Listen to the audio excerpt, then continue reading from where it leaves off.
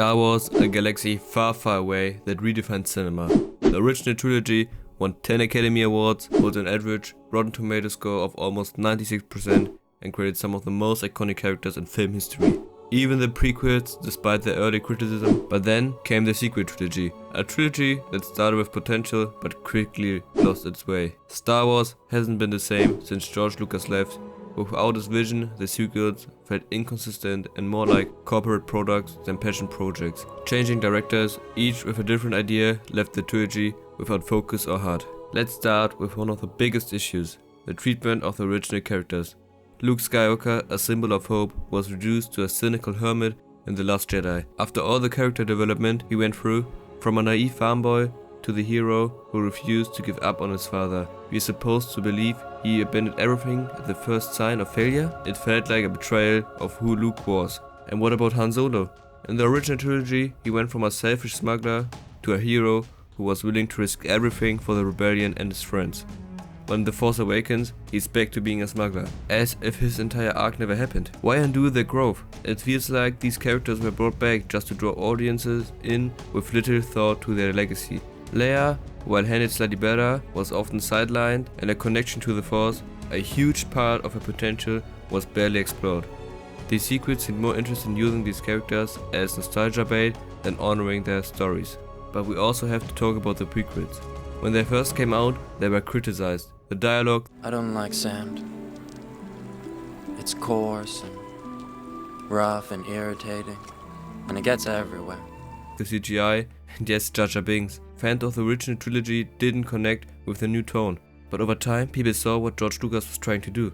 Tell a story about politics, betrayal, and Anakin's fall to the dark side, and the people who grew up with the prequels were not old enough to voice their opinions against the ones who grew up with the original trilogy. The ones who hated the prequels were those who had grown up with the original trilogy. And now, for many, Revenge of the Sith is now considered one of the best Star Wars movies. Say what you will about the prequels, they had a clear vision and ambition. This becomes even more clear when compared to the sequels, where there was no clear plan. And speaking of the sequels, let's start with The Force Awakens. On its own, it's a decent film, probably the best of the trilogy. But why? Because it plays it safe. The movie feels like a remake of A New Hope. A desert scavenger discovers they have magic powers, teams up with a group like the Rebels, and destroys a planet-killing weapon. Sound familiar? The problem is that The Force Awakens relies too heavily on nostalgia without offering anything new. And while it sets up some intriguing questions, who is Rey, who is Snoke, how did the First Order rise to power, the rest of the trilogy fails to answer them in a satisfying way. Snoke is killed off with no explanation, Rey is first a no one and then a Palpatine, and the rise of the First Order is never really explained. And this all comes down to one of the sequel's trilogy's biggest problems: inconsistent direction. J.J. Abrams set up the story with The Force Awakens, but Rian Johnson took it in a completely different direction in The Last Jedi. Then Abrams came back for The Rise of Skywalker and scrambled to tie everything together. The result? A trilogy that feels less like a cohesive narrative and more like a tug of war between directors. And while the sequel struggled with direction, they also failed to create truly iconic characters. In the original trilogy, every character had a purpose and left an impact. Luke's growth, Leia's leadership, Han's redemption, and Vader's ultimate sacrifice. These arcs were carefully crafted and timeless. Even the villains from Tarkin to Palpatine were memorable and menacing.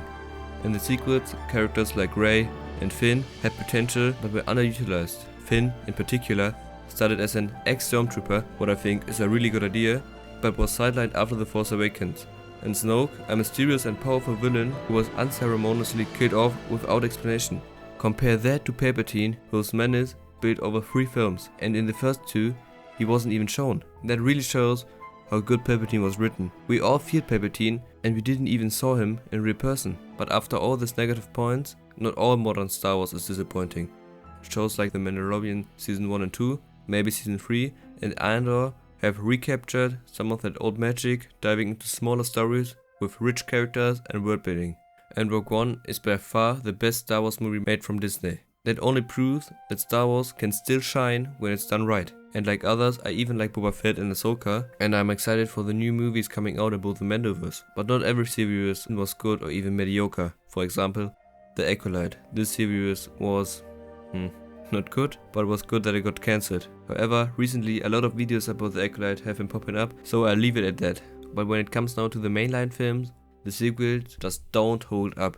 They lost the charm, depth and storytelling that made the originals and even the prequels so beloved. And one of the reasons the original trilogy still holds up today, or feels like it was made with love and not for money, is its reliance on practical effects. The Death Star trench run, miniatures, Yoda a puppet.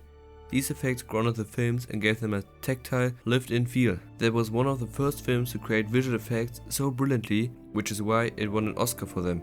What George Lucas created was the foundation of modern visual effects. The sequels relied heavily on CGI. While it looked polished, it often felt hollow.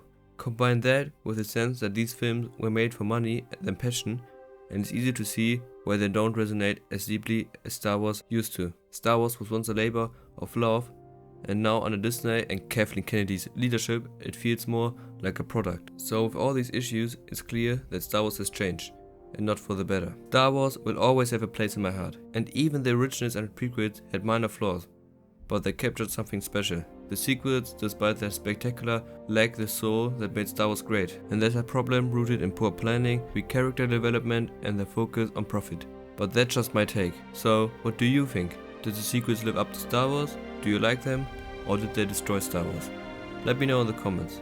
I've come to ignore the new films and focus on the Mandoverse, which I really enjoy. For me, it would have been better if the sequels never existed and the Mandoverse, as it stands now, had been the sequels, or if they had used George Lucas' idea, but that's a topic for another video.